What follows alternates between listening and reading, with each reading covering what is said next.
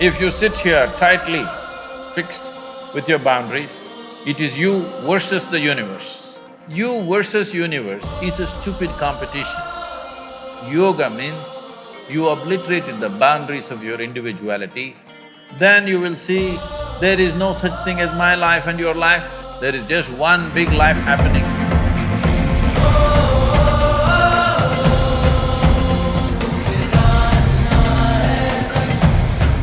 How can we explore every aspect of the life without being untouched and getting attached to all the compulsive activities?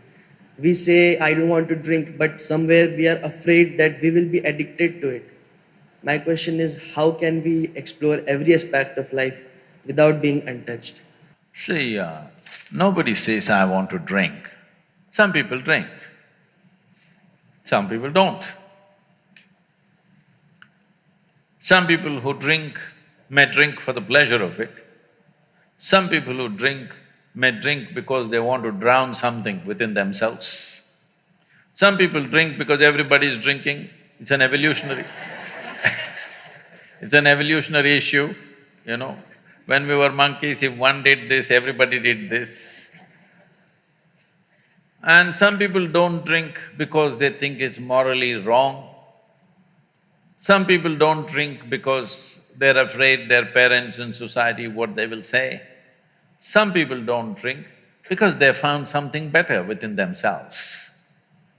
They found something far better than a drink, so it never arose in their mind that they have to drink because they're doing wonderfully by themselves. They don't need any chemical help from outside. So these are different ways. If you want to explore life, because you can only explore life, you cannot explore art, you cannot explore spirituality, you cannot explore something, you can only explore life, yes? Well, you may look at it from a certain perspective. Somebody may look at it in an artistic way, in an aesthetic way, in a musical way, in a spiritual way, but essentially we're exploring life. Even if you are looking at inanimate things, you're only exploring life because nothing happens outside of you. Everything that happens only within you, isn't it? So the only thing that you're experiencing is life. You may think this is color, you may think this is sound, you may think this is something else. No, in your experience, you're only experiencing the way different things imprint upon your life. That's the only way you can experience it, there is no other means of experience for you. So essentially, you're only exploring life because nothing else you have access to, yes? Right now I may think I'm looking at this person, but no, I am only looking at the image that happens in my mind, isn't it so? Right now, if you touch somebody next to you, think you're experiencing that person's hand. No, you only experience the sensations in your hand, isn't it so? So your entire experience of life is absolutely within you. That means you are capable of experiencing only this one life. So is it a trap that you can only experience this? No. If you experience this, then everything becomes a possibility because, see, when it comes to body, we clearly know this is my body, that's your body, 100%. This is my mind, that's your mind, 100%, isn't it? But when it comes to life, there is no such thing as your life and my life. This is a living cosmos. You just captured a little bit of it. How much you captured, how much life have you gathered within you will determine what is the scope and scale of your life. So whether you call it art, whether you call it music, whether you call it spiritual process or whatever the nature of activity, activity is a means to open up your borders of individuality so that something larger than yourself happens to you. Something larger than what you think as myself happens to you in your life. This is the purpose of love, this is the purpose of art, this is the purpose of sexuality, this is the purpose of spiritual process. Essentially, that something larger than myself must happen to me. because only if this happens, I feel trapped inside this. Yes or no?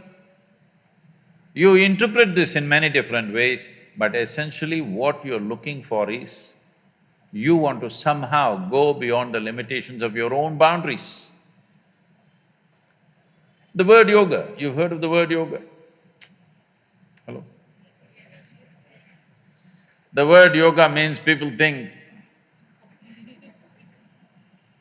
twisting and turning is not yoga. The word yoga means union. Union means if you sit here, there is you and the universe.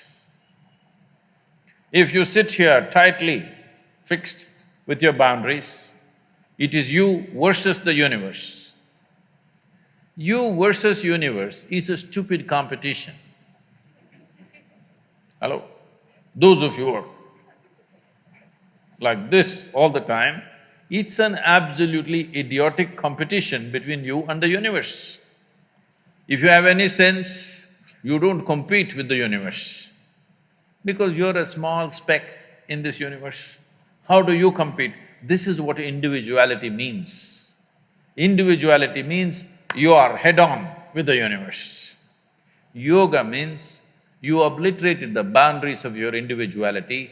The distinction between what is you and what is the universe has gone down considerably. If you sit here, what is you and what is everything else is about the same in your experience. If this happens to you, then you will see there is no such thing as my life and your life. There is just one big life happening. This experience is needed. A tremendous experience is needed within you if you want to create something fantastic. If you want to create something brilliant, something unique, something truly of some significance, you need an experience. It's important that there is an experience of exuberance, joy, profoundness.